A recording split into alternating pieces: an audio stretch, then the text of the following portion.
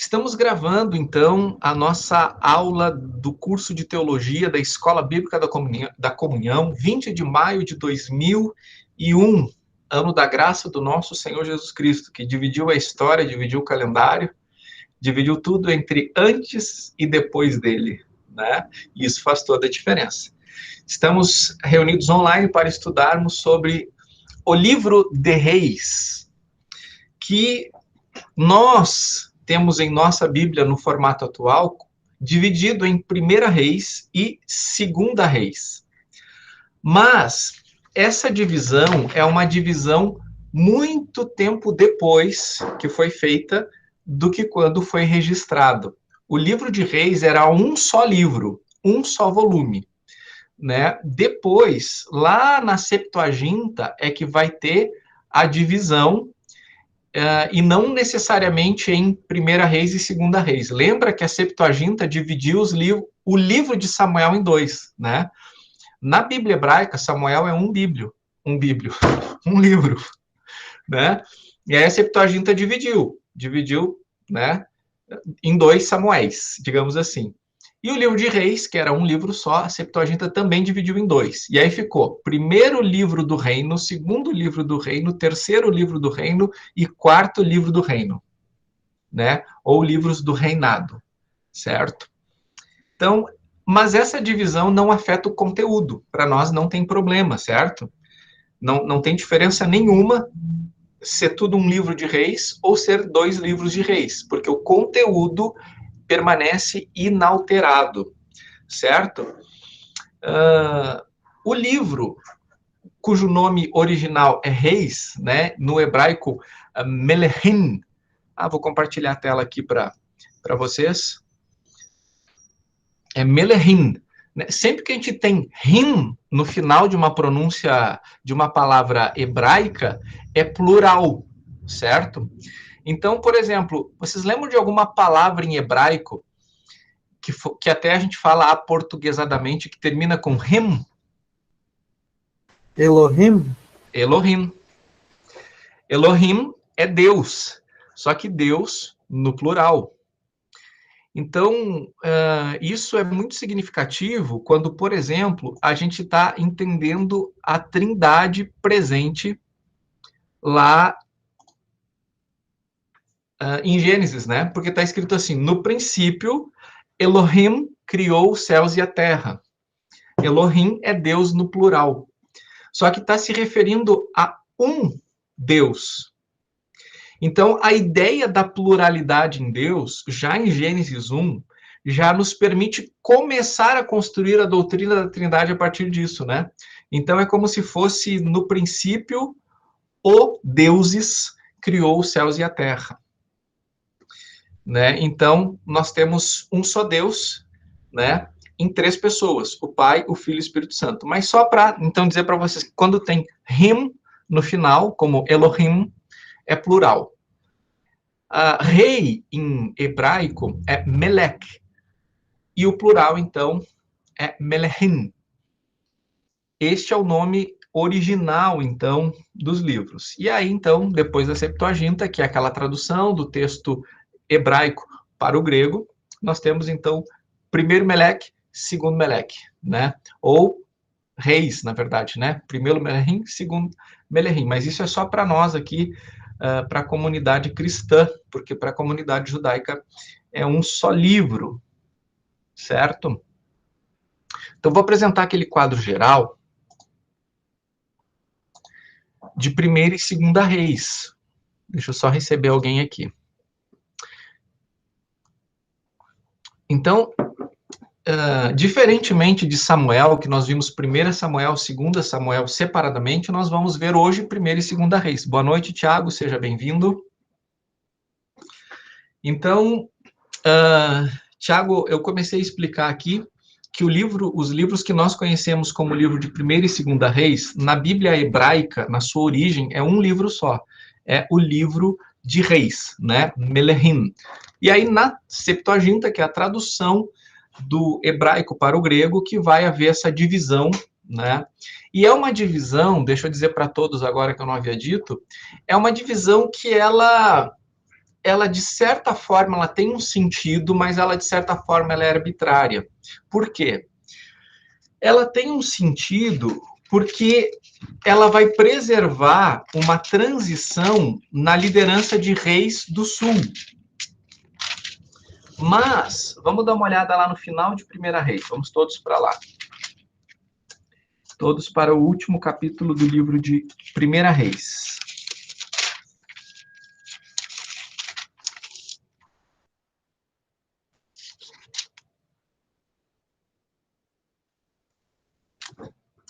Então, veja lá, ó, a partir do versículo 41, nós vemos que o rei era Josafá, rei de Judá, ou seja, do reino do sul. E aí, no versículo 50, Josafá descansou com seus antepassados e foi sepultado junto com eles na cidade de Davi, seu predecessor, e seu filho Jeorão foi o seu sucessor. Então, se Primeira Reis terminasse aqui no versículo 50, tudo bem, porque daí ele começaria lá em Segunda Reis, a partir do capítulo...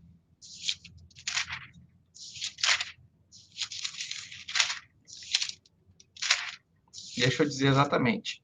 Do capítulo 8 de Segunda Reis, que vai falar sobre o reinado de Jeroão, né? Porque nós temos a história do rei, né? Um relato sobre o rei, daqui a pouco a gente vai entrar nisso. E aí, depois vai falar sobre o seu sucessor.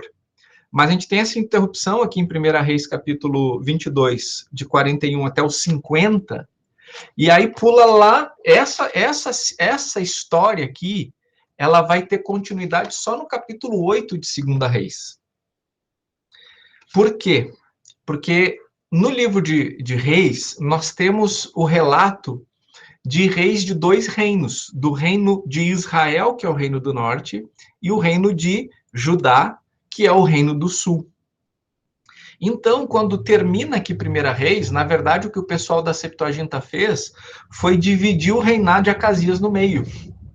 Né? Então, ele começa a falar sobre o reinado de Acasias, que é o rei lá do norte, e aí tem toda a história dos profetas, né? Elias, que começa a história de Elias lá em 2 Reis e termina a história de Elias em 2 Reis. Então, por isso que essa divisão em dois livros não foi a mais apropriada de todas. E veja só, veja bem o que eu estou dizendo. Eu não estou fazendo nenhuma crítica às escrituras. Jamais eu farei qualquer crítica ao conteúdo das escrituras. Mas a divisão em dois livros não é uma divisão inspirada por Deus. Isso foi uma escolha que tradutores da Bíblia de uma língua para outra fizeram, certo? Então, a gente pode sim ser crítico em relação a isso, tá? Não foi uma divisão muito acertada. Na verdade, não precisaria ter divisão nenhuma, porque, olha, se originalmente é um rolo só, para que fazer dois, né? Mas uma vez que temos os dois livros na nossa Bíblia cristã, então, nós vamos respeitar assim. Mas, como é uma história só que está continuando, nós vamos ver 1ª e 2ª Reis junto hoje. Então, aqui deve estar aparecendo o quadro para vocês, né? Faz um joinha, por favor, se está aparecendo. Beleza.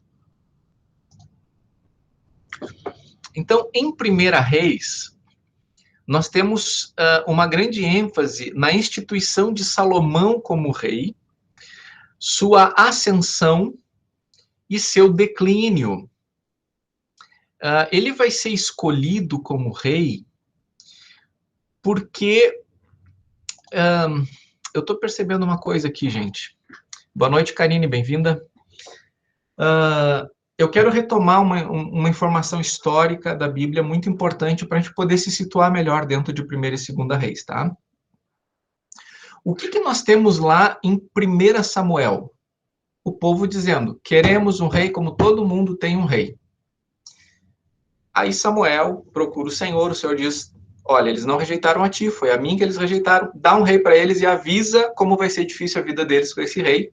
Samuel avisa, eles dizem, queremos um rei mesmo assim. Aí, então, Saul será escolhido como rei, Saul fracassa, é destituído, Davi é ungido como rei.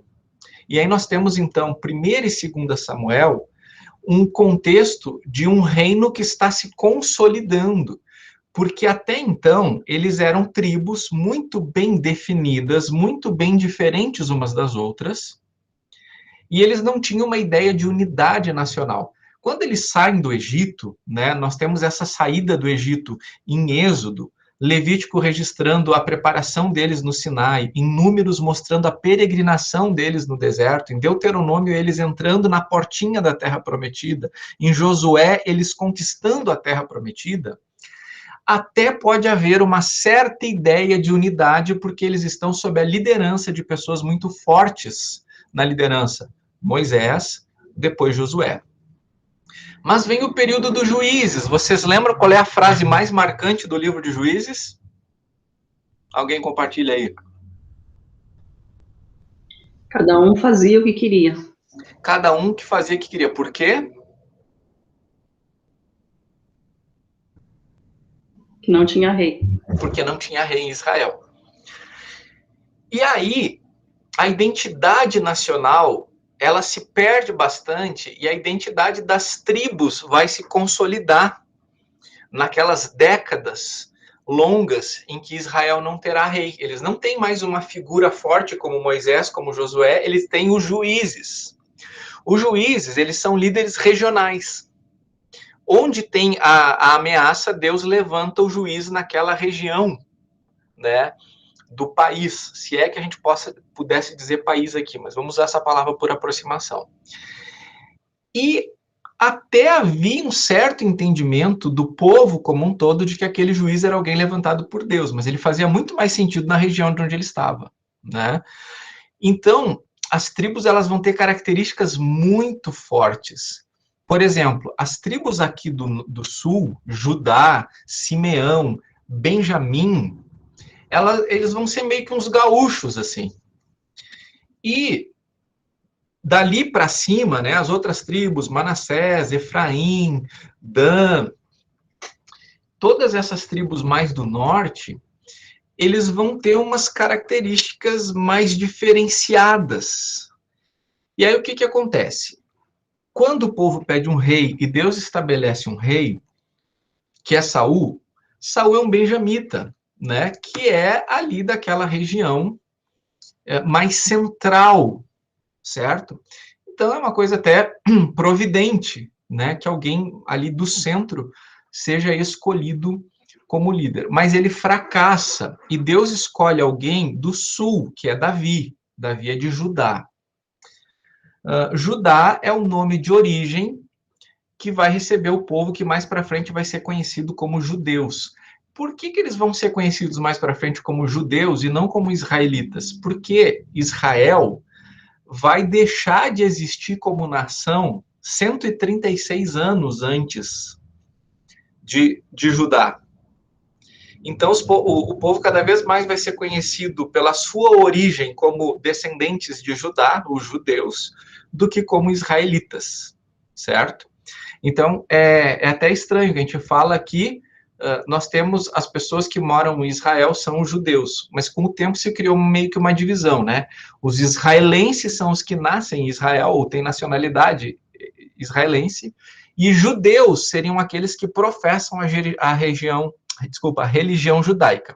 Mas isso não é uma coisa assim absoluta, tá? É só isso dá contornos assim para a gente ter um certo entendimento. Davi é ungido rei em Judá. Só que ele é ungido rei em Judá ainda sob a liderança de um outro rei, que é Saul, que ainda é rei, né? Mas diante de Deus, Deus já havia desungido Saul e ungido Davi. Mas vai ter uma transição, né? Vai ser uma transição conflituosa. Saul vai tentar matar Davi. Só que Davi é um judeu e é um descendente de Judá, e o pessoal de Judá vai reconhecer Davi como rei primeiro. E o Reino do Norte não, o Reino do Norte vai resistir. Tanto é que quando Saul morre, eles vão declarar como rei um filho de Saul. Então ali nós temos um rei no norte, que seria descendente de Saul, e um rei reconhecido no sul, que é Davi. Só que daí nós temos o Abner, que é um general do norte, E Abner tem o entendimento de que Davi foi eleito por Deus para ser o rei de todo o povo. Então, através das ações de Abner, né, que facilita muito esse caminho de Davi, o Reino do Norte vai reconhecer Davi também como seu rei. Ou seja, começa o povo desunido, né, com essa separação muito forte, bem marcada entre norte e sul. E aí vem Davi e é reconhecido por etapas como rei de toda a nação israelita. Daí nós vimos, né, isso acontecendo em 1 Samuel, em 2 Samuel. O que vai acontecer no finalzinho de 1 Samuel? Vamos para lá? De 2 Samuel.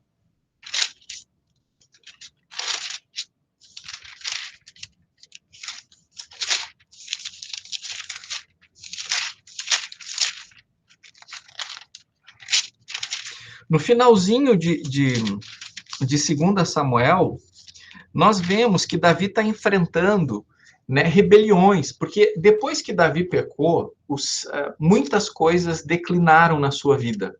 Muitas coisas declinaram. Então ele começa um reinado em ascensão, unificando a nação, aumentando fronteiras, mas aí ele peca e é ladeira abaixo, né? É filho se rebelando, tentando ocupar o lugar dele.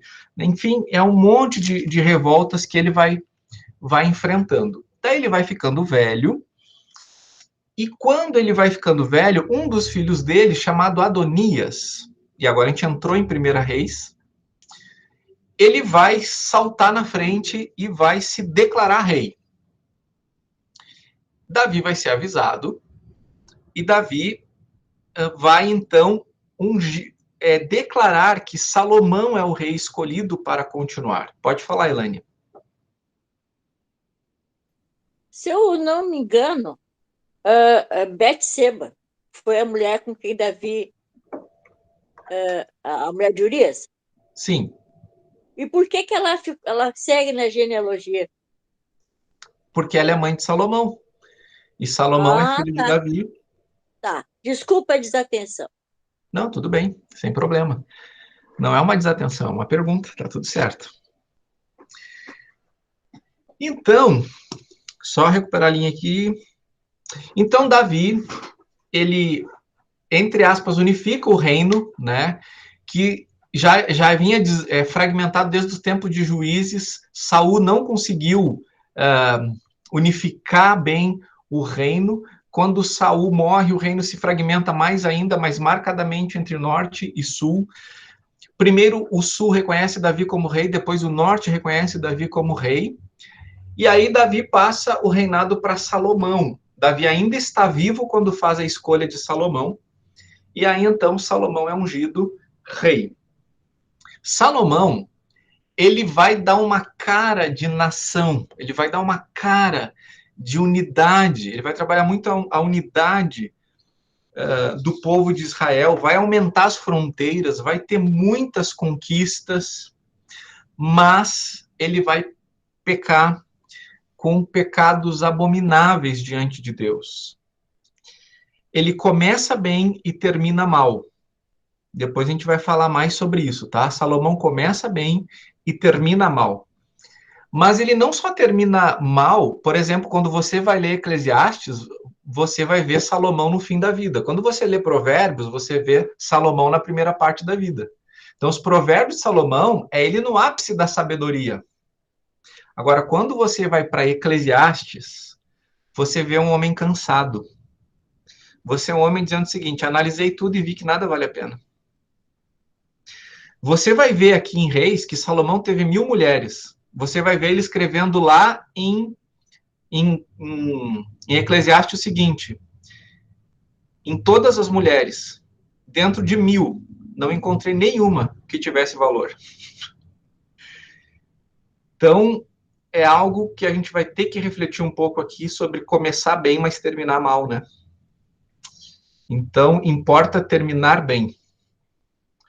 É melhor começar mal e terminar bem do que começar bem e terminar mal. Mas é melhor ainda começar bem e terminar bem. Certo? Salomão, porque não termina bem, ele vai provocar a ira de Deus. E Deus vai dizer para Salomão o seguinte: Salomão, por causa disso, o reino será dividido, vai ser tirado das tuas mãos. Mas, Salomão, como eu fiz uma promessa para o teu pai Davi, eu não vou tirar todo o reino das tuas mãos. Tu vai ficar com uma tribo. Ali está escrito uma tribo, porque no futuro vai ser o Judá. Mas nós sabemos que ali tem Judá, Benjamim e Simeão, tá? Mas já com essa ideia de que Judá, Simeão e Benjamim serão essa unidade nacional, nova unidade nacional do Sul, né? Salomão diz assim, mas porque eu combinei com teu pai, né? Eu não vou tirar ele da tua mão, mas no teu filho eu vou tirar. Salomão vai ter, então, um reinado muito esplêndido, né? Principalmente na primeira parte. Na segunda, ele vai se tornar um velho cansado e ranzinza. Mas, a julgar pelo que ele escreve em Eclesiastes, né? E ele vai ter, então, ele vai morrer. E aí, um filho dele, chamado Roboão, assume no lugar. Qual é o problema de Roboão? O problema de Roboão é que quando ele assume, vem uma delegação de pessoas, né, e diz assim, Roboão, teu pai Salomão morreu, agora você é o rei, legal, tamo aí, show, é nóis, parceria, só tem um detalhe, teu pai, ele exigiu muito de nós. E não teria como ser diferente, porque Salomão, sabe aquele milagre econômico que se fala lá, 50 anos em 5, né, que se falava daquilo lá, que tem suas ressalvas, enfim, eu só quero dizer que no tempo de Salomão, Israel voou, e precisava de gente trabalhando, né? Então, ele impôs muito trabalho para as pessoas. E aí, quando ele morre, as pessoas vão para o novo rei, que é filho dele, Roboão, e dizem, olha, rei, o teu pai, ele puxou a corda aqui. E aí a gente queria ver se tu, né, alivia um pouco essa corda. Daí Roboão disse, tá, vai lá tomar um cafezinho, depois eu dou uma resposta para vocês. Daí Salomão vai ser aconselhado pelos mais idosos, né? Olha, realmente, o teu pai, ele puxou a corda aí, né? Mas se você falar, você tratar bem esse povo, você demonstrar que cuida deles, eles vão ser leais a você. Só que aí Roboão, ele foi se aconselhar também com os amiguinhos, os jovens. Ele foi falar com os jovens. Aí o que os jovens disseram para ele? Diz para essa galera que se teu pai tornou as coisas complicadas, tu vai complicar ainda mais. E aí, olha o que daí eles voltam, né? E o que Roboão vai dizer para eles? Esse meu dedinho, o meu dedinho vai ser mais grosso que a cintura do meu pai. O meu dedinho vai ser mais grosso que a cintura do meu pai. O que ele está dizendo? Se o meu pai fez vocês trabalharem, eu vou fazer vocês trabalharem muito, muito, muito, muito mais. E aí tem um limite, né? Tem um limite para suportar a opressão. E aí, então, um líder, um general de Roboão, chamado Jeroboão, é o cara que vai liderar o que nós vamos chamar de rebelião contra o reinado de Roboão.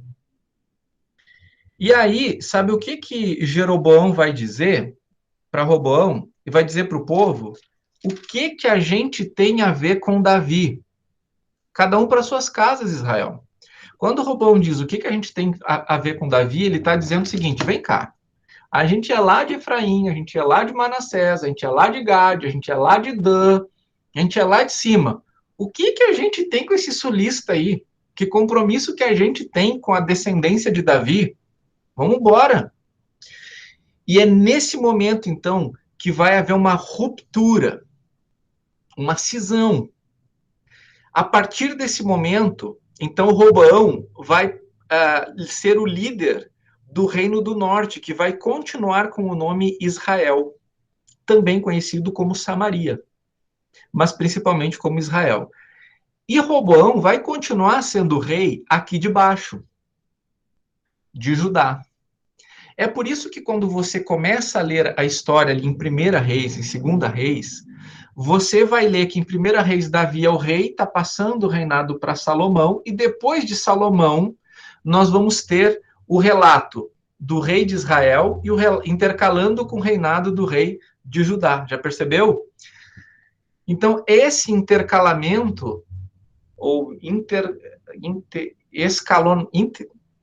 essa palavra aí que não saiu, que dobrou a língua aqui, é que vai estar justificado no fato de nós termos 2 reis, 2 reinos. Mas, diante de Deus, por que só não permanece, então, o relato do Reino do Sul? Porque, diante de Deus, o pacto é com o povo como um todo. Então, aqui vai haver uma diferença entre povo e nação. A nação politicamente estabelecida está fragmentada e geram 2 nações, certo? Politicamente falando. Israel em cima, Judá embaixo. Mas o pacto que Deus fez com Abraão era com a descendência de Abraão. E o pessoal do norte também é descendência de Abraão. Então, por isso que em 1ª e 2ª Reis, a gente vai ter sempre o relato do rei de lá, o rei daqui, o rei de lá, o rei daqui, o rei de lá, o rei daqui, o rei de lá, o rei daqui. Em 2ª Crônicas, não tem mais o rei de lá, só vão falar do rei daqui. Eles vão fazer um retrospecto de novo, mas daí eles vão falar só do rei daqui. Por que eles vão falar só do rei de Judá? Porque para o cronista importa falar sobre questões sacerdotais. Importa falar sobre a linhagem do Messias. Por isso ele vai ignorar o reino do norte. Mas em Reis, 1ª e 2ª Reis, nós temos preservado esse relato tanto de norte quanto do sul. Alguma pergunta ou dúvida sobre isso? Tiago? Não, na verdade, só queria falar de uma curiosidade, né? Tem um canal no YouTube de uma guia turística de Israel, Aline Skills, o nome dela, alguma coisa assim. Ela é gaúcha, inclusive, mas mora lá em Israel. E ela tem uns vídeos muito interessantes e, às vezes, ela fala sobre o povo judeu e tudo mais. E ela destacou que, atualmente, né, entre os judeus, o único povo que ainda eles conseguem identificar, né, dentre as 12 tribos, é a tribo de Levi, porque eles, como eles estavam dentro de cada tribo, né, digamos assim, né, os levitas, né, eles ainda são identificados até hoje por causa do sobrenome, né, o Cohen ou Levi geralmente é porque é da tribo de Levi, e os outros, geralmente, eles não sabem mais de que tribo eles são oriundos, inclusive os ditos samaritanos, né, que tem até uma escrita diferente, né, eles como eles foram para Babilônia antes dos judeus, né, do Reino do Sul, né, eles, inclusive, acabaram adotando uma escrita que é diferente do hebraico, né? Eu até vi lá, é bem diferente, né? Mas eles continuam, né? Pelo menos os mais ortodoxos, né? Continuam adotando as tradições, né?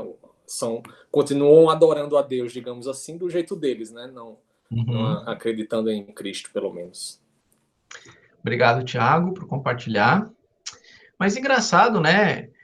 Os levitas não estão nas igrejas evangélicas, porque tem igreja que você vai e tem os levitas, eles têm até camiseta, assim, levita. Fica aqui a nossa crítica teológica, né? Porque a igreja de Cristo é uma só, né? Não está dividido em tribos, em pessoas com dons ou capacidades ou responsabilidades diferentes, né? Todos nós temos dons do Espírito Santo e nos complementamos. Mas legal, obrigado pelo relato aí, Tiago. Então, volto a apresentar a tela.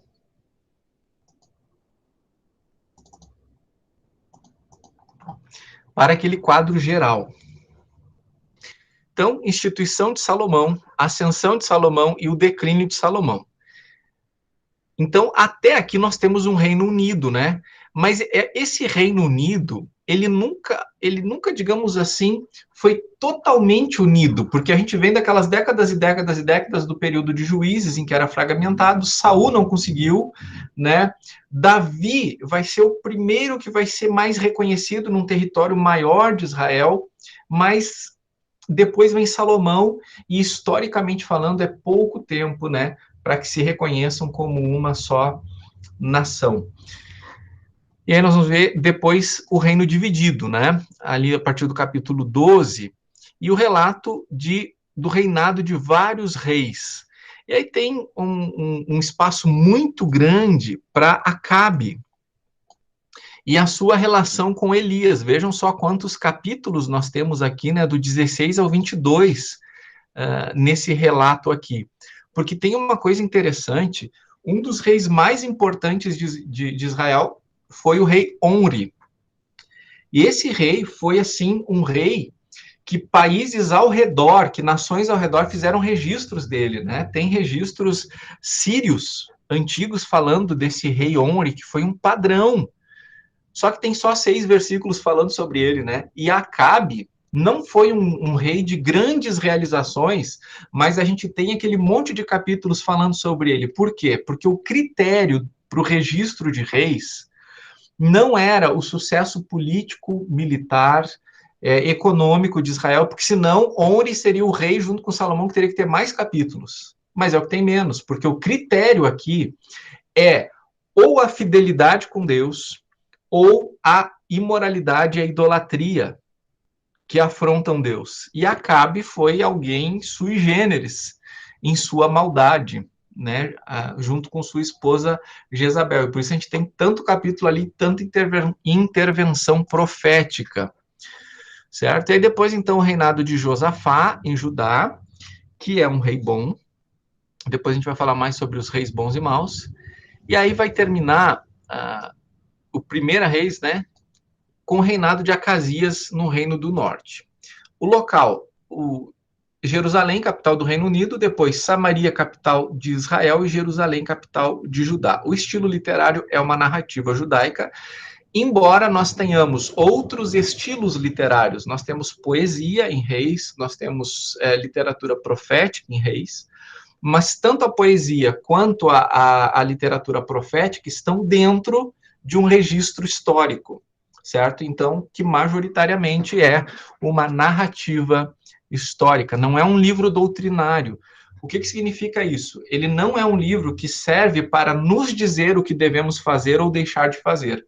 Ele é um livro que registra pessoas fazendo ou deixando de fazer coisas que Deus queria que fizesse ou deixasse de fazer. Então, é o registro. Quando a gente olha uma narrativa histórica, a gente não pode fazer doutrina em cima disso, né? Nós já falamos sobre isso no módulo A Bíblia, certo? Então, ninguém pode justificar os seus atos dizendo, olha, mas o rei tal fez isso, então eu posso fazer também. Não, esse não é um livro doutrinário, esse é um livro histórico, certo?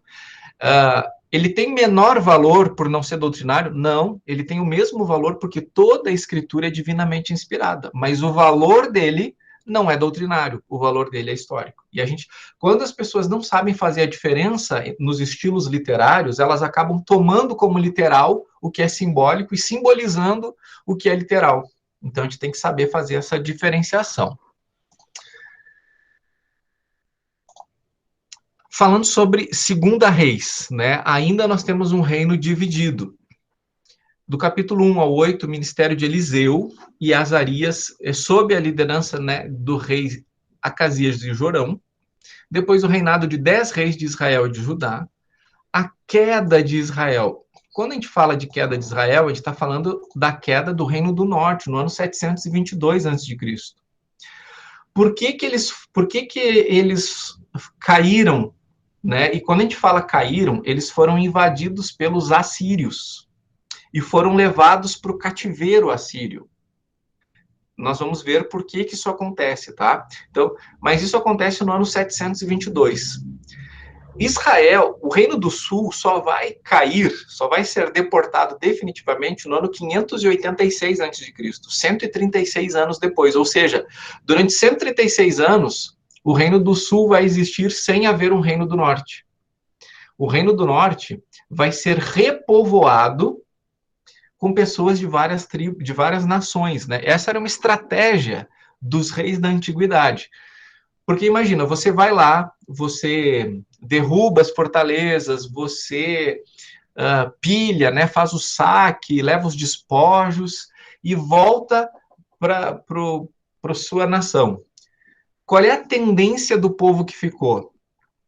É se organizar de novo, né, e procurar de novo a sua independência.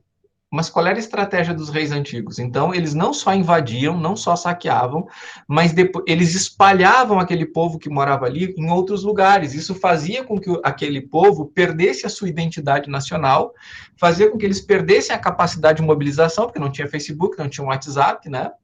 Então, não tinha nenhuma ferramenta que os mantessem unidos, digamos assim, como nação. Então, essa era uma estratégia. Então, no ano 722, é o que acontece com o Reino do Norte. E aí vai acontecer, então, dali para frente, a história do reino sobrevivente, que é o Reino do Sul. Reinado de Ezequias e 2 reis maus, reinado de Josias e 4 reis maus, e finalmente a queda de Judá, que vai acontecer em 3 deportações, né? 2 bem detalhadas aqui em Reis, e Jeremias nos relata bem as três deportações, né? Elas vão acontecendo em etapa. E aqui eu quero lembrar vocês, né? Isso aqui a gente já falou. Mas quando a gente está lendo a Bíblia toda, a gente começa com Gênesis, vai até Apocalipse, né? Mas vamos falar de Antigo Testamento. Quando a gente começa a ler de Gênesis a Malaquias, a gente não está lendo uma história progressiva. A história progressiva começa em Gênesis e vai até Esther só. Por quê? Porque os livros poéticos, Jó, Salmos, Provérbios, Eclesiastes, Cânticos dos Cânticos, eles acontecem dentro do período relatado entre Gênesis e Esther. E a ação dos profetas, né, Jeremias, Lamentação de Jeremias, Ezequiel, Daniel, Osé, Joel, Amós, Obadia, Jonas, Miqueias, Naum, Abacuque, Sofonias, acontece dentro do que se relata de Gênesis até Esther.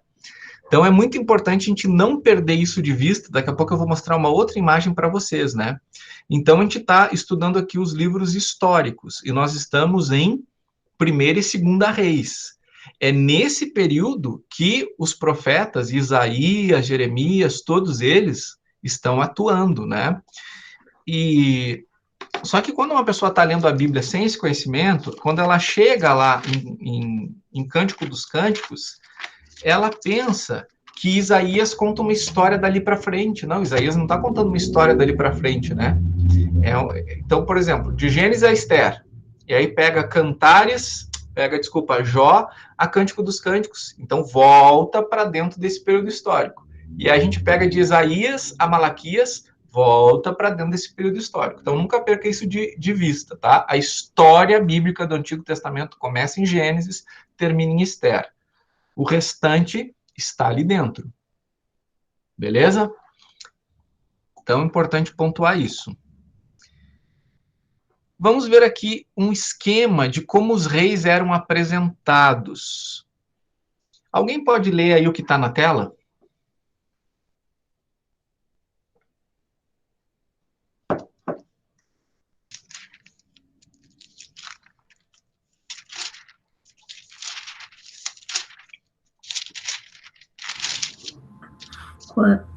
Quando e onde Israel ou Judá, um rei, passava a reinar em relação a outro rei. Por quanto tempo reinou e em que capital? Para os reis de Judá, o nome da mãe. Política religiosa, Israel. Se seguia os pecados de Jeroboão, Judá, se tinha ou não removido os altares idólatras. Fonte das informações sobre o rei. Informação sobre a morte e sepultamento do rei e quem o sucedeu. Muito bem, vamos para 2ª Reis 8. Obrigado, Karine.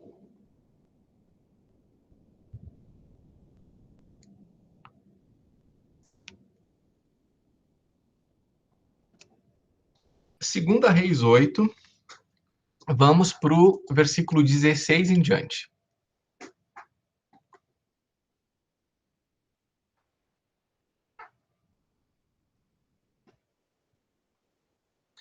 Olha só.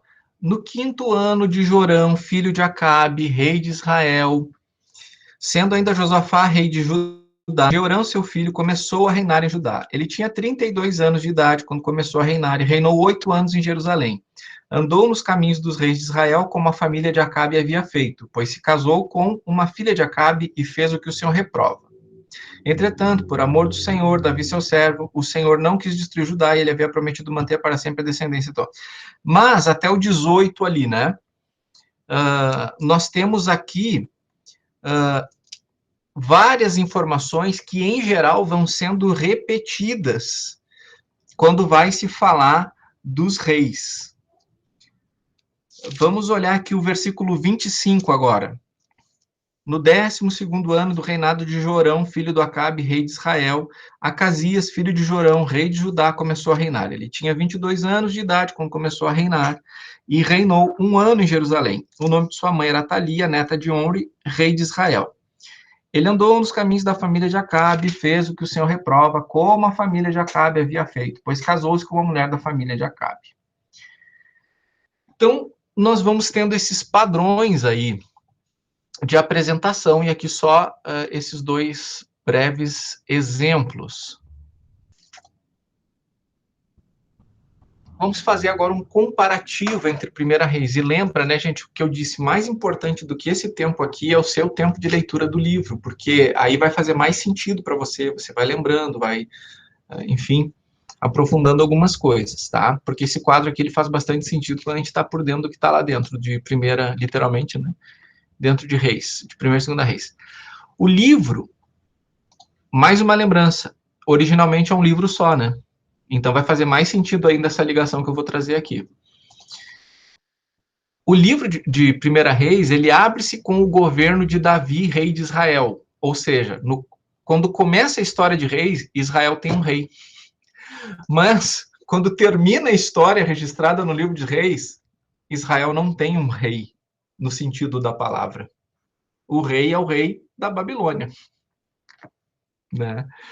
Então, olha que catástrofe nós temos aqui. O livro dedicado a registrar os reis não pode terminar sua história falando de um rei. Nós temos lá o grande rei de Israel, Davi, no começo da história, e nós vemos lá um rei agora que depende do favor de um rei estrangeiro. Daqui a pouco a gente vai falar mais sobre ele, né? Mas então é deprimente esse paralelo, né? Nós vemos a glória de Salomão em 1 Reis, e lá no final esse rei Joaquim, que durante muito tempo vai ter que comer migalhas que caem da mesa do rei da Babilônia, mas depois vai ganhar um lugar de honra. Mas nós vemos assim a grande humilhação, né? Porque o próprio fato dele passar a comer na mesa do rei agora, por favor do rei, mostra o quanto ele depende do humor daquele outro rei. O templo construído e consagrado em 1 Reis, aquele momento maravilhoso que a glória do Senhor enche o templo, né? A galera tem que esvaziar porque fica fantástico aquele acontecimento, né? Deus aceita o templo é consagrado, mas o templo, no final do relato de Reis, é violado e destruído. 1 Reis começa com as bênçãos para a obediência, 2 Reis termina com juízo pela desobediência. Nós vemos em 1 Reis o crescimento da apostasia, em 2 Reis a consequência da apostasia. Em 1 Reis o reino está unido, e em 2 Reis o reino está dividido e destruído. Então, olha só esse comparativo. Mas, gente, lembra que a Bíblia está toda interconectada, né? Então, assim, em Juízes, o povo achou que estava ruim, né? E aí eles pediram um rei. Deus disse, tá, vamos ao rei. Como é que termina essa história de ter rei? 2 Reis registra a resposta completa ao pedido deles lá em Juízes. Lá em Samuel. Já percebeu? Em Juízes, para Samuel, eles pedem, queremos um rei. E aí Deus avisa como é que vai ser. E cada sofrimento, cada exploração de cada rei só confirma a resposta que Deus havia dado antes. Eles disseram, não, queremos um rei mesmo assim. Por isso, nós vemos que a trajetória humana, ela é, digamos assim, retratada em reis. Por exemplo, quando Deus cria o homem, né, Adão e Eva, nós temos uma história ascendente, né, de domínio, de chamar e dar nome para os animais, né, de viver naquele paraíso. Só que daí, Adão e Eva rejeitam o reinado de Deus. E porque eles rejeitam o reinado de Deus, eles vão experimentar um declínio terrível e nós vamos sofrer essas consequências. Bem, no governo teocrático de Deus, que vai até o período de Juízes, o povo rejeita o governo de Deus. É isso que Deus disse. Eles rejeitaram o meu governo. Então, porque eles estavam, digamos assim, rejeitando o governo de Deus, mas ainda assim Deus lhe dá uma chance. Então tá, então vamos fazer esse sistema de vocês aí. E o reino começa a ter essa subida. Qual é a subida? É Davi, unificando o reino, é Salomão, ampliando o reino, tornando Israel conhecido, mas Salomão vai tornar o pecado ainda mais grave contra Deus, e o que nós vamos ver é ladeira abaixo. O que nós temos em Reis é o retrato do que acontece com a humanidade quando rejeita o governo de Deus, quando tenta o próprio ser humano ser o rei da sua vida. Então, isso é muito significativo. Passo a apresentar para vocês agora uma linha com todos os reis do reino dividido. Infelizmente, vai ficar pequenininho aí, principalmente para quem está no celular, tá? Mas, para caber tudo numa tela, nós temos, então, aqui uma linha, tá? Essa linha aqui é a linha dos reis do Reino do Norte, Israel. A linha de baixo é a linha dos reinos do Sul, Judá. Aqui a continuação, reinos de Israel, reino de Judá. E o que eu fiz aqui, eu montei para vocês um paralelo com quem era o profeta relacionado àquele rei, porque isso vai ajudar bastante. Eu acho que talvez eu vou dar um zoom aqui por partes, tá? Deixa eu ver se eu consigo fazer isso. Consigo, sim.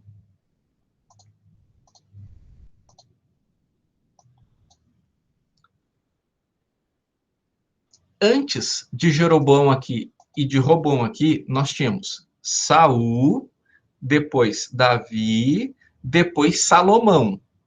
Aí Salomão morre, o seu filho Roboão vai continuar a dinastia davídica. Mas Jeroboão, aquele líder militar, vai levar uma revolta e vai dizer, nós não temos nada que ver com a descendência de Davi, vamos nós para o norte e fazer o norte ser nosso, né? Tipo os Stark mesmo, né? Não querem fazer parte do reino lá. Aí, nós temos, então, no norte, Jeroboão 1, porque depois vai ter o Jeroboão 2. Jeroboão, Nadab, Baasa, Elá, Zimri, Omri, Acabe. Aí, quando nós chegamos em Acabe, nós vamos começar a ter o registro de uma atividade profética, que é o profeta Elias. Então, Elias, ele vai denunciar o pecado de Acabe, vai confrontar Acabe, né? Vai ter muitas intercorrências aqui. Elias ainda é o profeta em ação quando Acasias é o rei.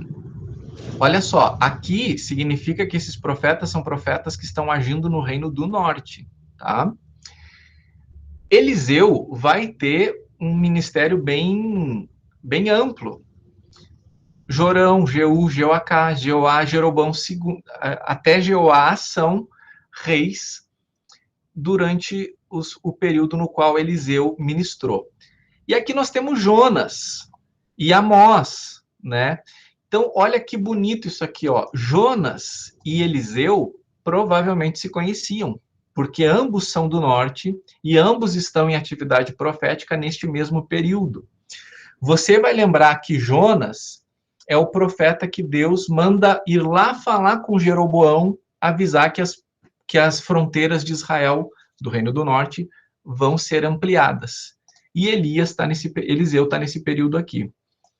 E aí a história prossegue com Jeroboão 2, no qual Jonas também está em coatividade com o profeta Amós e com o profeta Oséias, que também vai ter um ministério longo, né? Vai ser profeta durante Jeroboão 2, Zacarias, Salum, Menahem, Pecaías. E Oséias vai ser o último profeta a falar no Reino do Norte. Depois nós vamos ter, ainda no Reino do Norte, Peca, Oséias, que vai ser o último rei, e a queda do Reino do Norte em 722 a.C. Vamos falar agora do Reino do Sul. no Reino do Sul, no Reino do Norte, nós não temos uma dinastia seguindo, nós temos curtas dinastias, porque com exceção de um só caso, nós temos o assassinato de reis e o estabelecimento de novas dinastias. O Reino do Norte é assim: assassina o rei, e o assassino do rei se torna o rei, e ele vai ter um filho que vai ser rei, um segundo que vai ser rei, mas logo vai se levantar alguém que vai assassinar ele e vai estabelecer uma outra curta dinastia. Tá? E assim vai se alternando o Reino do Norte, que no geral não vai ter uma linha genealógica de uma dinastia real. Já no Reino do Sul vai acontecer porque é promessa de Deus. É promessa de Deus que sempre vai ter um rei no trono de Davi, que vai ser da linhagem de Davi. Então, Roboão, Abias, Asa, Josafá, Jeorão, Acasias, Atalia, Joás, Amazias, Uzias, Arias, Jotão, Acás, Ezequias, Manassés, Amon, Josias, Jeoacás, Joaquim e Zedequias, e o Reino do Sul também vai cair em 586, entre 586 e 587 a.C. Daí nós vamos ver depois, daqui a 2 semanas, a restauração com Esdras e Neemias. Mas olha que interessante aqui, ó. Isaías é um profeta do Reino do Sul, que ministra durante o reinado de Jotão. Isaías também vai ministrar durante o reinado de Acás e durante o reinado de Ezequias. Lembra que Ezequias é o rei que vai morrer, e aí ele pede mais tempo para Deus, Deus cura ele, dá mais tempo para ele de vida e tal. E isso é ruim, porque ele era um bom rei, mas no segundo tempo de vida prolongada dele, ele se torna um mau rei. Então, o que isso mostra? Que Deus tem o tempo certo para cada pessoa, né? Quando esse tempo é estendido, e aqui acontece esse milagre de estender, foi além do propósito que Deus tinha para a sua geração, diferente de Davi. Está escrito que Davi cumpriu os propósitos de Deus para a sua geração. E aí, lá no reinado de Josias, nós vamos voltar a ter atividade profética com Jeremias. Jeremias é o profeta chorão, né? Tanto é que o segundo livro dele vai ser chamado de Lamentações de Jeremias. Por quê? Porque no livro de Jeremias ele está avisando, gente, vai dar problema, vai dar problema, vai dar problema, vai dar problema, vai dar problema, vai dar problema. E aí dá problema. Daí ele escreve, deu problema, deu problema, deu problema, deu problema. Mas ainda assim, né, nas Lamentações de Jeremias, ele tem muita esperança, né? Tanto é que é lá que ele diz, bom é esperar no Senhor e isto em silêncio. Né? Porque ele sabe que aquele mal que está acontecendo, Deus vai mudar, Deus vai restaurar. Né? Não Deus vai mudar enquanto ser, né? Deus vai mudar o mal em bem. Durante a ministração profética de Jeremias, Sofonias e Naum também estão agindo, sob o reinado de Josias. No reinado de Joaquim, Abacuque está agindo. Né? Lembra que Abacuque começa assim, Deus, até quando eu vou gritar socorro e tu não vais ouvir? Isso, gente, é muito interessante fazer essa relação. Porque se você ler Abacuque, você tem uma ideia geral do que ele está falando. Mas se você for aqui em 2 Reis e olhar o reinado de Jeoaquim, você vai entender um pouquinho melhor. Porque é durante um reinado de um rei que existe, de um tempo que existe, num local que existe, que ele está dizendo, Deus, eu vou gritar socorro até quando e tu não vai fazer nada? E aí Deus vai dizer, vou fazer sim, estou trazendo os babilônios. E os babilônios vão executar juízo sobre vocês. Aí Abacuque vai dizer, não, meu Deus, meu santo, não morreremos, tu não podes ver o mal, como é que tu vai pegar um pessoal que é pior que nós? Literalmente ele diz isso, né? Como é que tu vai usar um pessoal que é pior que nós? E aí Deus vai dizer o seguinte, olha, fica na tua porque o meu justo viverá pela fé. E aí então Abacuque vai escrever depois disso, né? Ainda que a figueira não floresça, ainda que tal, ainda assim me alegrarei e exultarei no Deus da minha salvação. Então isso tudo está acontecendo nesse período do rei Jeoaquim. Ezequiel e Obadias, eles vão ser contemporâneos da atividade profética de Daniel, né? Só que Daniel, ele vai ter a sua atividade profética no exílio. Daqui a pouco a gente vai falar sobre isso, tá? Joel é um pouco mais indeterminado onde é que ele age. Ageu, Zacarias e Malaquias são profetas da restauração, porque aqui em Reis nós vemos o povo deportado, certo? Lá no livro do profeta Daniel, a gente vai entender um pouco o que está acontecendo lá no exílio. E aí o pessoal vai voltar para casa sob a liderança de Zorobabel, que a gente vai ver isso quando estudarmos Esdras, Neemias e Esther, que também nos ajuda a entender o que está acontecendo lá no exílio. Tá? E aí, Ageu, Zacarias e Malaquias são aqueles profetas que vão dizer o seguinte: tá, pessoal, vocês voltaram e estão vendo o templo, não vão reconstruir, não vão se empenhar na reconstrução, estão vendo como é que a cidade está, não vão se envolver, vocês vão construir casas maravilhosas para vocês, as coisas de Deus vão se deixar de lado. Então, são os profetas da restauração. Certo? Por isso, gente, que eu acho fantástico a gente poder fazer essa inter-relação, certo? Então, por exemplo, eu quero entender melhor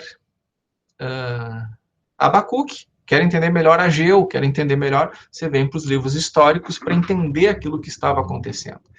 E aí você está lendo a história, mas você não sabe o quanto isso é grave, mas por que Deus ficou tão irado? Aí você vai lá nos profetas, para, sob o ponto de vista de Deus, entender por que aquilo lá é tão grave. Então, essa inter-relação, essa interconexão, ela é muito legal, ela é muito importante. Alguma questão a pontuar aí, gente, até esse momento?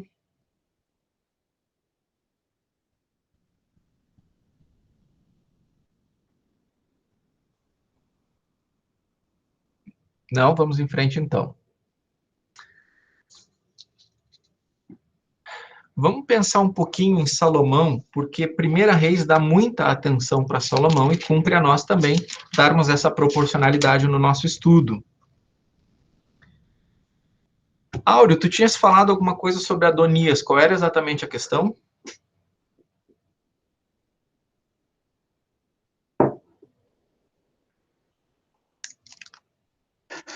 Deixa eu me recordar aqui, Davi, peraí.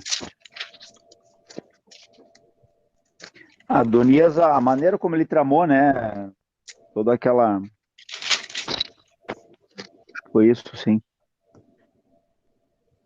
Adonias, quando ele tenta ser rei, toda aquela trama, né? Toda aquela confusão que ele faz ali no início, né? Chamou muita atenção, porque ele tentou, né? Ele foi persistente, apesar de ele não ser o escolhido, mas ele tentou, então ele se declarou rei, né? E é toda uma trama, né? Então aquilo ali que chamou bastante atenção, né? A persistência de Adonias tentando ser rei, né? Sim. E olha que interessante, né, gente? A gente viu a história humana, ela começa numa ascendente, daí ela vem para uma descendente. Nós vimos que a história dos reis de Israel começa numa ascendente, termina no descendente. A gente vê a história de Salomão, começa num ascendente, termina no descendente.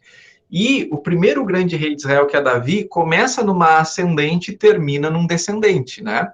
Então, o primeiro relato de Davi, ele é o herói, aquele garotinho, baixinho, que vai lá e enfrenta Golias, né? Que fala que mata leão, que mata urso, e é o grande líder militar que faz entradas e saídas militares, né? É proclamado rei.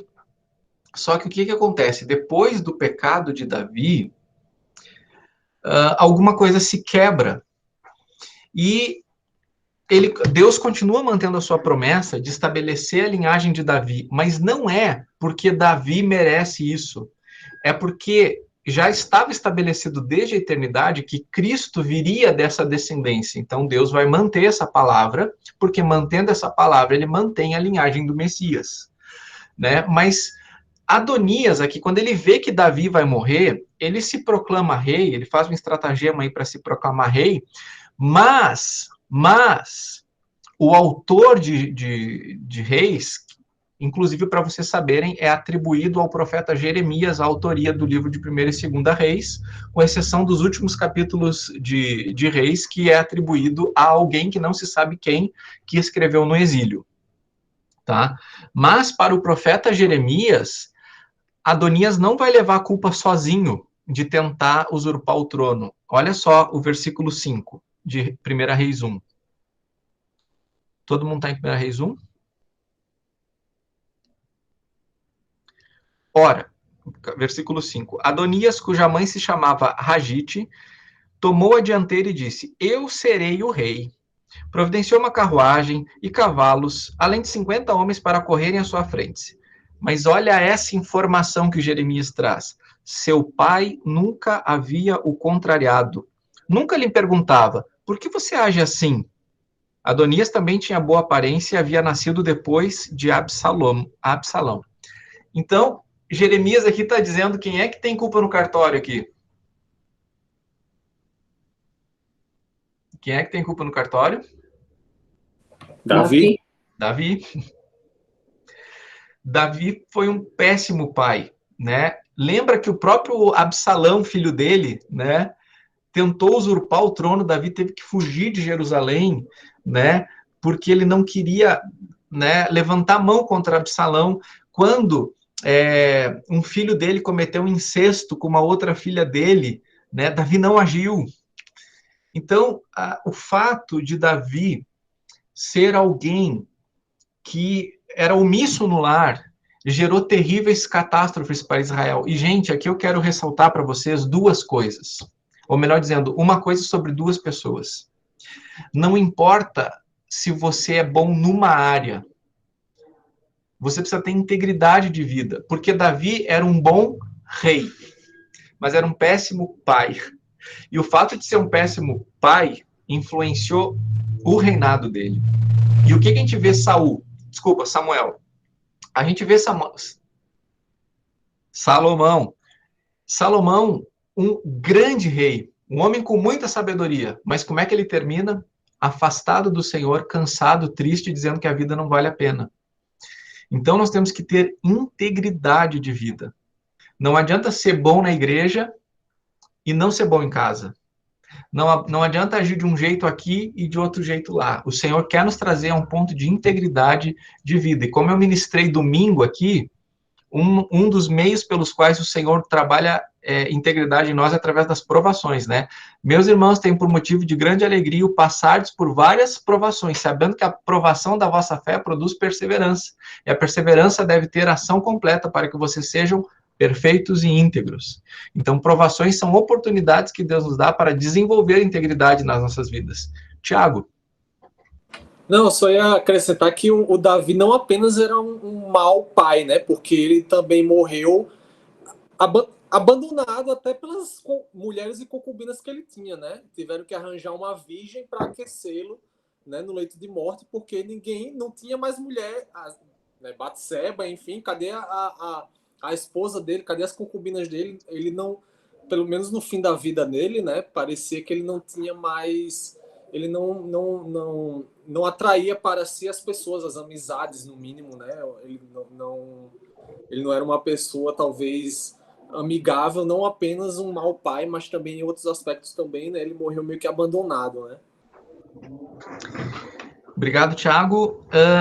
Eu não sei se necessariamente é exatamente isso, é uma possibilidade, porque de fato aqui, né, alguém vai ter que procurar uma mulher, e num harém gigante que ele tinha, né, não tinha essa mulher, então tiveram que procurar essa mulher para lhe aquecer.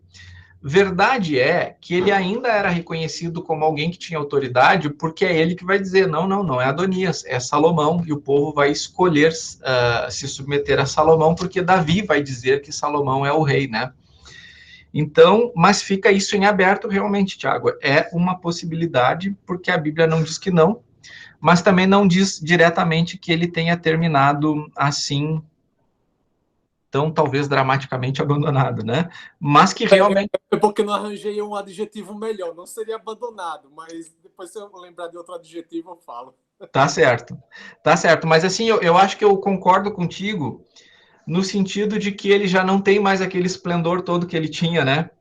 Porque o retrato que nós temos de Davi aqui no versículo 1 é de alguém velho, né? que precisava ser coberto por muitos cobertores e não era suficiente, precisava de mais alguém ali colocando o calor humano dele. Então, a gente vê um retrato aqui de alguém realmente humanamente em declínio, né? Então, galera, nós temos o início do reinado de Salomão. Aqui no capítulo 3, Salomão já é rei, né? Mas dá para se dizer que está no início do reinado. E é aqui onde ele vai pedir a Deus o melhor pedido que ele poderia fazer para poder ser rei, do ponto de vista da administração. Talvez ele não tenha feito o melhor pedido para a sua vida, mas ele fez o melhor pedido para o seu reinado. E isso faz uma diferença muito grande. Porque se ele tivesse pedido algo para a vida, o final da vida dele poderia ter sido diferente, mas ele pediu algo para o reinado. Vamos olhar? Salomão aliou-se ao faraó, rei do Egito, casando-se com a filha dele. A trouxe para a cidade de Davi até terminar, tal. Daí nós vamos agora para o versículo 5. Em Gibeon, o Senhor apareceu a Salomão num sonho à noite. Ele disse: peça-me o que quiser e eu lhe darei. Salomão respondeu: tu foste muito bondoso para com teu servo, o meu pai Davi, pois ele foi fiel a ti e foi justo e reto de coração. Tu mantiveste grande bondade para com ele, lhe deste um filho que hoje se assenta no seu trono. Agora, Senhor meu Deus, fizeste o teu servo reinar em lugar de meu pai Davi. Mas eu não passo de um jovem, e eu não sei o que fazer. Teu servo está aqui entre o povo que escolheste, um povo tão grande que nem se pode contar. Dá, pois, a teu servo um coração cheio de discernimento para governar o teu povo e capaz de distinguir entre o bem e o mal. Pois quem pode governar este teu grande povo? O pedido que Salomão fez agradou ao Senhor. Por isso Deus lhe disse: já que você pediu isso e não uma vida longa nem riqueza, nem pediu a morte dos seus inimigos, mas discernimento para ministrar a justiça, farei o que você pediu. Eu lhe darei um coração sábio e capaz de discernir, de modo que nunca houve nem haverá ninguém como você. Também lhe darei o que você não pediu, riquezas e fama, de forma que não haverá rei igual a você, durante toda a sua vida. E se você andar nos meus caminhos e obedecer aos meus decretos e aos mandamentos como seu pai Davi, eu prolongarei a sua vida. Então Salomão acordou e percebeu que tinha tido um sonho. Tá. Perceba, gente, aqui no versículo 8, Salomão diz que está no meio de um povo tão grande que não se pode contar. E aí, no final do versículo 9, ele diz: quem pode, pois, governar este teu grande povo? Significa que o que ele pede no meio disso é para liderar o povo. Então, veja, é um pedido bom? É bom, Deus se agradou. Mas não significa que ele não poderia ter pedido algo melhor. Tanto é que Deus está dizendo o seguinte: olha, você pediu sabedoria, está aqui, estou dando discernimento para você. Só que essa sabedoria, ela não é suficiente para a fidelidade. Tanto é que Deus diz, no 14, e se você andar no meu caminho, ou seja, é possível ser sábio e não andar nos caminhos do Senhor. Já se deu conta disso? É possível ser sábio e não andar nos caminhos do Senhor. Porque Deus está tratando essas duas coisas de forma diferente. Salomão pediu sabedoria para governar, Deus deu e disse: estou te dando isso e mais ainda isso aqui, isso aqui, isso aqui, isso aqui. E se você for fiel, ou seja, se com tudo isso que eu estou te dando você for fiel, tua vida vai ser longa. Então fica uma clara separação aqui. E de fato, na primeira etapa da vida e do reinado de Salomão, ele vai ser um rei que vai ser fiel ao Senhor. Mas então, aqui nós temos o rei sábio, né? Agora pula lá para o capítulo 11.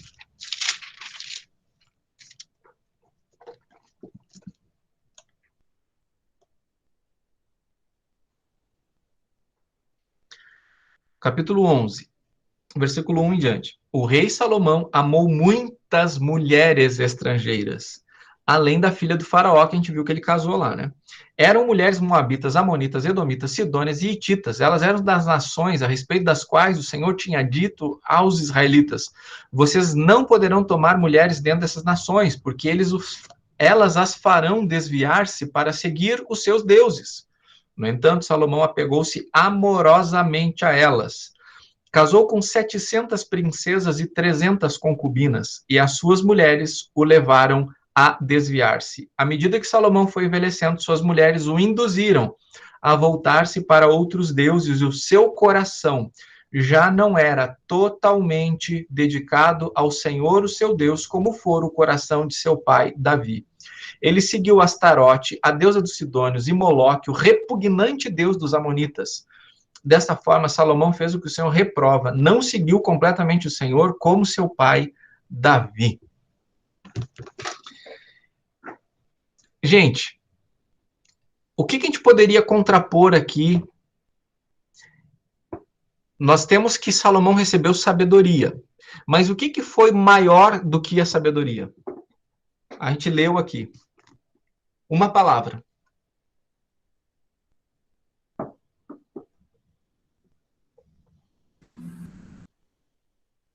Uma palavra. A paixão carnal? Qual palavra está no texto que nós lemos aqui?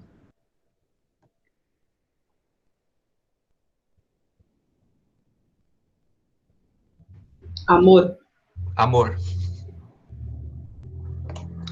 Olha só no versículo 1. O rei Salomão amou muitas mulheres. E olha só no versículo 2, no finalzinho de novo. No entanto, Salomão apegou-se amorosamente a elas.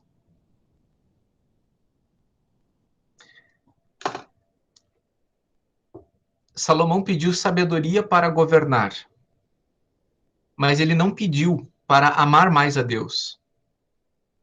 E ele não usou a sabedoria que ele recebeu para ir na direção de Deus. O seu amor, não direcionado a Deus, mas às mulheres, foi o que fez ele cair, foi o que fez ele se afastar do Senhor. Então, não importa o dom que você recebe de Deus. O apóstolo Paulo vai dizer o seguinte: ainda que eu fale a língua dos homens e dos anjos, se não tiver amor, nada, é um sino que retine, entende?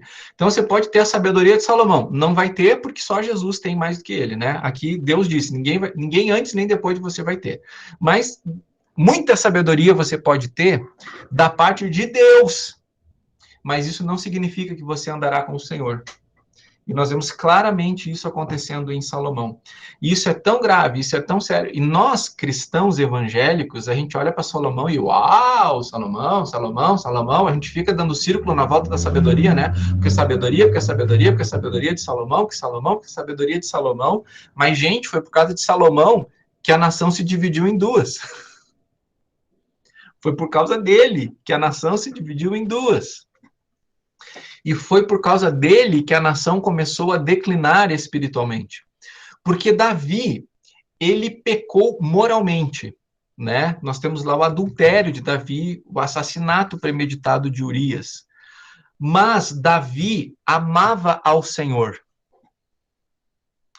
De maneira que a Bíblia registra que Davi era um homem segundo o coração de Deus.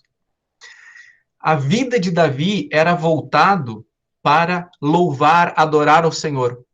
A vida de Salomão era voltada para governar o povo. Por isso que você tem Salmos de Davi e Provérbios de Salomão.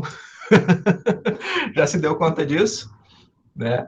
Você tem Salmos de Davi, alguém que amava o Senhor, né? E você não tem Provérbios de Davi, porque ele não sabe os princípios da vida que vai passar para filho, que vai dizer como é que a família funciona. Ouve teu pai, parará, parará, parará. Já Salomão tem esse lado da sabedoria, da governança, da liderança, mas ele não tem o amor ao Senhor. E a partir disso é ladeira abaixo. Então veja como isso é significativo. Você pode receber do Senhor as coisas, mas se você não usar para o Senhor as coisas, isso não significa ter a aprovação do Senhor. Tanto é que claramente está escrito no versículo 6, dessa forma Salomão fez o que o Senhor reprova. Reprova. Então, Deus aprovou quando Salomão fez o templo, fez a oração, tal, mas ainda assim Deus diz para ele, se.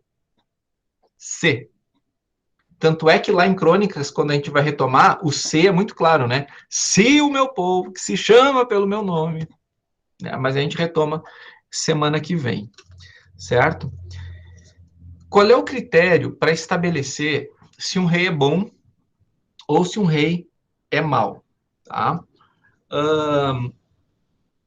Primeiro, no Reino do Norte, nenhum rei foi bom. Nenhum. Zero. Sabe o que é isso? Nenhum rei é bom. 19 reis fez o que era mal perante o Senhor. Fez o que o Senhor reprova. Todos os reis do norte foram maus. E a maldade, então, atingiu o seu limite máximo antes do Reino do Sul. Precisamente 136 anos antes do Reino do Sul.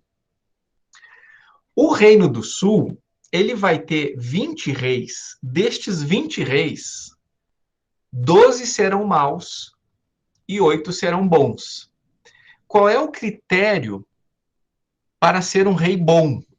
Vamos dar uma olhada aqui em alguns textos. Vou pedir para a Karine, 1 Reis 9:4, para o Áureo, 1 Reis 11:4 e 6. Vou pedir para o Leandro, 2 Reis 16:2. E Sandra, 2 Reis 18:3.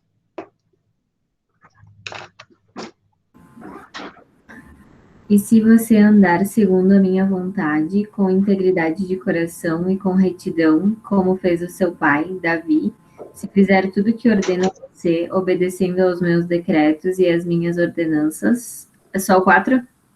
Uhum. Então, qual é o nome que apareceu aí, de referência? Davi. Davi.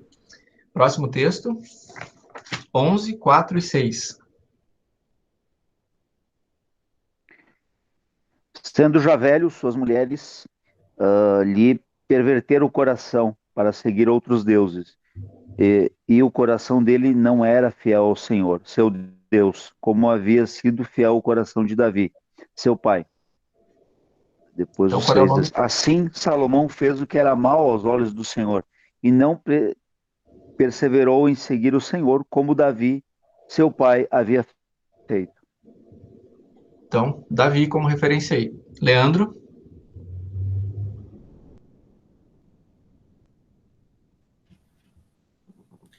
Acás começou a reinar quando tinha 20 anos de idade. Ele governou 16 anos em Jerusalém. Acás não seguiu o bom exemplo do seu antepassado, o rei Davi. Pelo contrário, fez o que não agrada ao Senhor, seu Deus, e seguiu o exemplo dos reis de Israel. Ele chegou até a oferecer o próprio filho, queimando-o como oferta aos ídolos, seguindo o nojento costume dos povos que o Senhor havia expulsado da terra prometida, conforme os israelitas avançavam. Sandra? Ele fez o que o Senhor aprova, tal como tinha feito Davi, seu predecessor. Então, percebam, o padrão para saber se um rei era bom ali era Davi, que era um homem segundo o coração de Deus.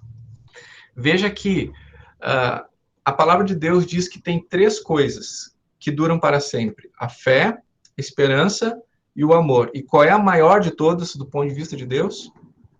O amor. Então, o amor que Davi teve a Deus, ele foi superabundante em relação ao pecado de Davi. De maneira que, mesmo com o pecado de Davi, Davi continuou sendo trazido como homem segundo o coração de Deus, mesmo que tenha sofrido e imposto para outras pessoas consequências do seu pecado. Mas então a gente tem de um lado o amor de Davi e a sabedoria de Salomão. E a gente vê então que sem amor não adianta a sabedoria, principalmente a sabedoria instrumental, né, para resolver ou para viver uma determinada área da vida, e não para o relacionamento com Deus e o relacionamento com as outras pessoas. Vamos dar uma olhada agora.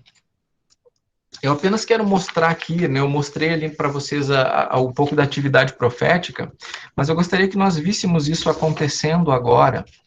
Vou pedir para o Tiago 2 Samuel 7:13, e Elaine, 1 Reis 8:20.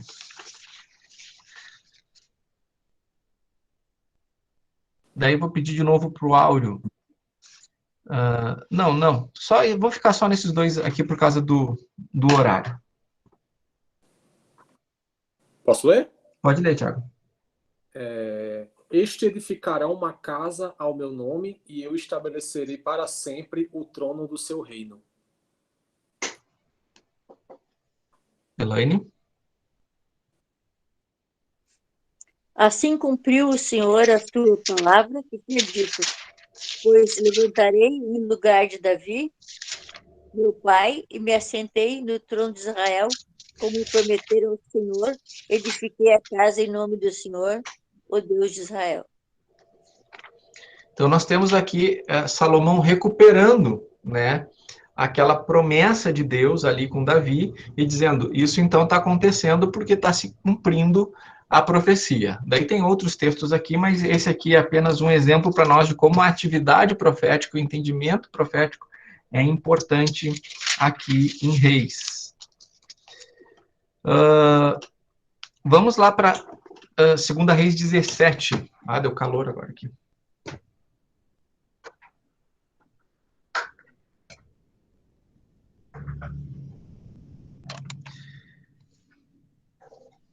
Então, lembra, gente, lá em Deuteronômio, quando a gente estudou, nós vimos que Deus tinha dito, olha, gente, se vocês forem por aqui, vai ser bênção, mas se vocês forem por aqui, vai ser maldição. E no caminho da maldição, inclusive, estava a sentença de que se o povo fosse infiel a Deus, eles sofreriam e seriam deportados. Mas eles voltariam, isso é profecia, tá? O que nós vamos ver no período dos reis é que o povo vai ser infiel a Deus e aquilo que estava prometido lá em Deuteronômio vai acontecer. O povo vai sofrer e vai ser deportado. Em Reis, a gente não vê a complementação da profecia, porque eles não vão voltar em Reis ainda. Eles vão voltar lá em Esdras e Neemias. Mas nós precisamos relacionar o que está acontecendo em Reis com Deuteronômio, certo? Lá nas bênçãos e maldições. Olhando então aqui para o capítulo 17, a concretização da sentença de Deuteronômio para o Reino do Norte. No 12º ano do reinado de Acás, rei de Judá, Oséias, filho de Elá, tornou-se rei de Israel em Samaria e reinou 9 anos. Ele fez o que o Senhor reprova, mas não como os reis de Israel que o precederam. Salmaneser, rei da Assíria, foi atacar Oséias, que fora seu vassalo, e lhe pagara tributo. Mas o rei da Assíria descobriu que Oséias era um traidor, pois havia mandado emissários a So, rei do Egito, e já não pagava mais o tributo, como costumava fazer anualmente. Por isso, Salmaneser mandou lançá-lo na prisão. O rei da Assíria invadiu todo o país, marchou contra Samaria, sitiou por 3 anos. No 9º ano do reinado de Oséias, o rei assírio conquistou Samaria e deportou os israelitas para a Assíria, e os colocou em Hala, em Gozã, do rio Habor e nas cidades dos Medos. Galera, quais são as potências militares aí nesse período, tá? No período de reis, nós temos o Egito, que é uma potência aqui no sul, e nós temos a Síria, que não chega a ser uma potência como o Egito, mas é uma nação que é acostumada com guerra. É uma nação militarmente ativa, né? Então sempre tem conflitos no norte. O Egito, ele é uma potência, né, durante muito, muito tempo, e por alguns momentos os egípcios conseguem fazer com que reis de Israel, Israel como um todo, né, acabem precisando se proteger dos egípcios, ou tendo que pagar tributo para os egípcios. Então nós temos essa movimentação aqui. E tem um momento que um bom rei, que eu acho que é o Josias, ele é um rei bom, ele promove uma reforma religiosa, né? Tem 2 reis que promovem reformas religiosas, que é o Josias e o Ezequias. Deixa eu só ver se é o Ezequias mesmo. Mas é assim, é o Ezequias e o Josias. Eles são reis que vão promover reformas. O rei do Egito quer subir, ele quer ampliando, mas ele não quer atacar Israel. Mas Josias diz, não, não vai passar. E aí, porque ele diz não vai passar, então ele vai ser morto pelos egípcios. Então Israel ele sempre está no meio aqui, de egípcios e assírios. Só que aí chega um momento em que os assírios começam a surgir como potência mundial. E os assírios engolem os sírios e engolem a Palestina, na qual Israel está. E só que ele vai engolir a parte do norte e vai levar para o exílio. Nós estamos falando dos assírios. Quando os egípcios percebem esse poder grande dos assírios, eles nunca mais voltam para subir, porque eles têm medo dos assírios agora, tá? E são os assírios que vão deportar o reino do norte, que é o que a gente está lendo aqui. 136 anos depois, o que nós vamos ver é que um império maior que o assírio engole o império assírio, que é o império babilônio, ou babilônico. E esse império babilônico engole os assírios e vai, então, já tomar posse do reino do norte, que já era dos assírios, e agora os babilônios estão nesse lugar, mas eles também vão vir para o sul e vão agora engolir o reino do sul, que é Judá. O que nós vamos ver no final de Crônicas é que o reino babilônio vai ser engolido pelo Império Persa, que é maior ainda. E é no Império Persa que os israelitas vão ter a oportunidade de voltar. Mas aí, final de Crônicas, Esdras e Neemias, a gente conversa sobre isso. No período interbíblico, aqueles 400 anos no qual não há atividade profética inspirada, nós vamos ver o surgimento de um outro poder, que é o grego macedônio. E aí, quando Jesus vem, nós já temos os romanos dominando, né? Aí, no período extra-bíblico, nós vamos ter os Estados Unidos e agora, por fim, o Rio Grande do Sul. Mas isso aí está nos apócrifos. Nos apócrifos que de Deus Davi. não cabeus, né? Agora, no versículo 7, nós vamos ter a explicação de por que isso acontece, né? Essa deportação. Tudo isso aconteceu porque os israelitas haviam pecado contra o Senhor, o seu Deus que os tirara do Egito, de sob o poder do faraó, rei do Egito. Eles prestaram cultos a outros deuses e seguiram os costumes das nações que o Senhor havia expulsado de diante deles, bem como os costumes que os reis de Israel haviam introduzido. Os israelitas praticaram o mal secretamente contra o Senhor, o seu Deus. Em todas as suas cidades, desde as torres de sentinelas até as cidades fortificadas, eles construíram altares idólatras, ergueram colunas sagradas e postes sagrados em todo o monte alto e debaixo de toda árvore frondosa. Bom, aqui, né, continua dizendo lá, versículo 14, mas eles não quiseram ouvir e foram obstinados, como seus antepassados, que não, rejeitaram, abandonaram, versículo 18, então o Senhor indignou-se muito contra Israel e os expulsou da sua presença, não só a tribo de Judá, olha só agora, só a tribo de Judá escapou, mas nem ela obedeceu os mandamentos do Senhor, seu Deus, seguir os costumes que Israel havia introduzido. Por isso o Senhor rejeitou todo o povo de Israel. Ele o afligiu e entregou nas mãos dos saqueadores até expulsá-los da sua presença. Como já faltam apenas 5 minutos para nós terminarmos, vamos ver o fim do reinado do sul. Lá no capítulo 23, versículo 36. Jeoaquim tinha 25 anos de idade quando começou a reinar e reinou 11 anos em Israel. O nome da sua mãe era Zebida, filha de Pedaías. Ela era de Ruma. Ele fez o que o Senhor reprova, tal como seus antepassados. Durante o reinado de Jeoaquim, Nabucodonosor, rei da Babilônia, veja, não é mais os assírios agora, 136 anos depois são os babilônios, invadiu o país e Joaquim tornou-se o seu vassalo por 3 anos.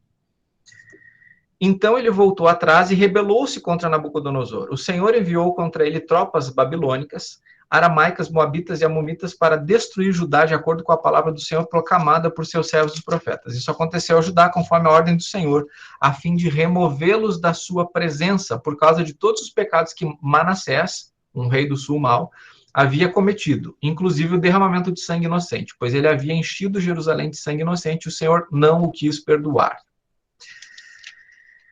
Vamos agora para o versículo 25, capítulo 25. Zedequias, ele tinha sido nomeado ali, né, como um rei, mas que deveria se submeter ao rei da Babilônia. Mas, no último versículo ali do capítulo 24, ora, Zedequias rebelou-se contra o rei da Babilônia. Então, no 9º ano do reinado de Zedequias, no 10º dia do 10º mês, Nabucodonosor, rei da Babilônia, marchou contra Jerusalém com todo o seu exército, acampou na frente da cidade e construiu rampas de acesso ao redor dela. A cidade foi mantida sob cerco até o 11º ano do reinado de Zedequias. No 9º dia do 4º mês, a fome na cidade havia se tornado tão rigorosa que não havia nada para o povo comer. Então o muro da cidade foi rompido e todos os soldados fugiram de noite pela porta entre os dois muros próximos ao jardim do rei, embora os babilônios estivessem em toda a cidade. No versículo 8, no 7º dia do 5º mês do 19º do ano reinado Nabucodonosor, rei da Babilônia, Nebuzaradan, comandante da guarda imperial, conselheiro do rei da Babilônia, foi a Jerusalém, incendiou o templo, o palácio real, todas as casas de Jerusalém e todos os edifícios importantes. Todo o exército babilônio que acompanhava Nebuzaradan derrubou os muros de Jerusalém e ele levou para o exílio o povo que sobrou na cidade, os que passaram para o lado do rei da Babilônia e o restante da população. Mas o comandante deixou para trás alguns dos mais pobres do país para trabalharem nas vinhas e campos. Ou seja, a nata de Judá foi levada para o exílio. Nós temos 3 deportações. Daniel é levado na primeira deportação para o exílio. Depois, nós temos Ezequiel sendo levado na segunda deportação, certo? Mas aqui, então, nós vemos a execução do juízo. Só que eu gostaria agora de nós olharmos nesses minutos finais para de que maneira isso aponta para o Senhor Jesus, tá? E nós temos aqui alguns elementos que tipificam Cristo, ou prefiguram Cristo, ou se comparam ou se contrastam com Cristo, tá? Então, nós temos a figura de Salomão. Salomão, do ponto de vista de seus acertos, ele prefigura Cristo em relação à sabedoria. Mas eu vou pedir aqui para a Lovane abrir 1 Coríntios 1:30. E vou pedir para a Karine Mateus 12:42.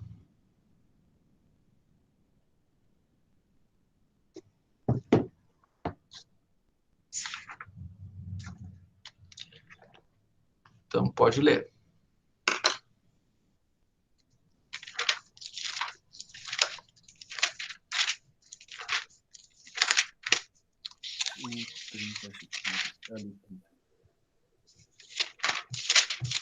Porém, Deus uniu vocês com Cristo Jesus e fez com que Cristo seja a nossa sabedoria.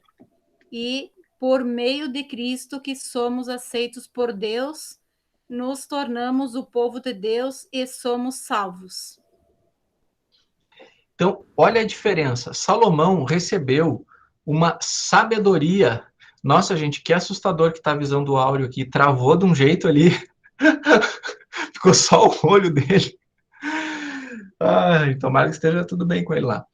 Mas Salomão recebeu sabedoria de Deus, tá? Ele recebeu algo de Deus que não lhe permitiu ser fiel a Deus e ter o que ele precisava para o seu relacionamento com Deus. Mas o que 1 Coríntios está dizendo aqui para nós é que Cristo é a sabedoria de Deus para nós. Muda bastante, né?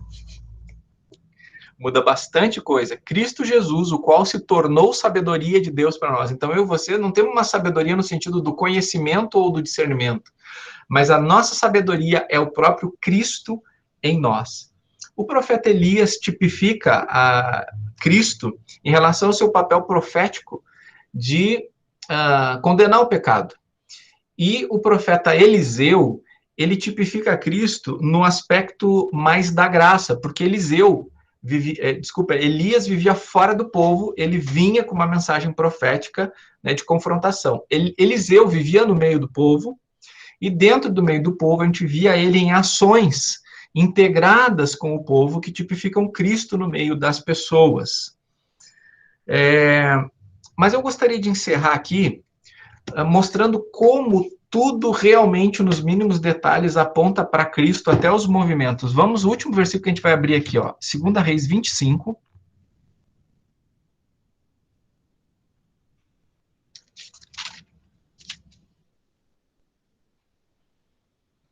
Olha só, deixa eu trazer para vocês esse contexto aqui. Então, Nabucodonosor vem, conquista Jerusalém, o reino do sul agora está dominado, ele faz 3 deportações de pessoas e cada vez só vão ficando os mais pobres dos mais pobres lá, certo? E aí, Nabucodonosor nomeia um cara chamado Gedalias para governar ali, ele é um representante babilônico. Só que um grupo de pessoas de Israel não aceita essa liderança, mas só ficaram os mais pobres, os mais fracos, então eles não têm força nenhuma. O que eles podem fazer é agir como guerrilha. E eles vão, então, matar esse Gedalias. E quando eles matam Gedalias, eles não têm, né? Se a Babilônia vier de novo com os exércitos, eles não têm como resistir. Então, olha o versículo 26. Então, todo o povo, desde as crianças até os velhos, inclusive os líderes do exército, fugiram para o Egito, com medo dos babilônios. Você lembra que Abraão recebeu uma promessa para sair da sua terra e da sua parentela? Só que Abraão vem, e para onde é que Abraão vai antes de voltar para a terra prometida? Ele vai para o Egito. Para onde que José é vendido? Para o Egito. Para onde que Jacó vai com a sua família? Para o Egito. E depois volta de lá. Agora a gente está vendo para onde é que o restante de Israel foi com medo dos babilônios? Para o Egito. Quem é que vai ser levado para o Egito para preservar a sua vida? Jesus? Jesus vai ser levado quando neném para o Egito. E vai se cumprir as profecias, né? Do Egito chamei meu filho. Então, tudo que está acontecendo aqui, nesses mínimos detalhes, está fazendo esses movimentos paralelos aqui para que Cristo seja totalmente reconhecido como o Messias esperado, descendente da tribo de Judá, filho de Davi. Então, seja nas ações, seja nos movimentos, tudo está interconectado, tudo tem a ver com Jesus, tudo aponta para ele, tudo depende dele. Amém? Tenham um restante de semana abençoado. Você que é mulher, tem um programa para mulheres aqui, venha com máscara, se tiver bem, no sábado às 15 horas, se não, conecta na live aí, que vai ser um tempo inspirador para mulheres. Graça e paz de Jesus. Tchau para todos. Boa noite, gente. Boa noite.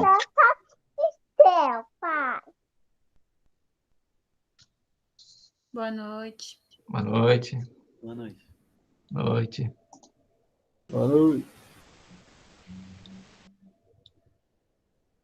Boa noite, graça e paz de Jesus. Se você está assistindo aqui depois a gravação no YouTube, eu quero dizer que você é muito bem-vindo, e se você tiver suas dúvidas, pode me mandar para o WhatsApp, 549907-5685. Deus abençoe a sua vida.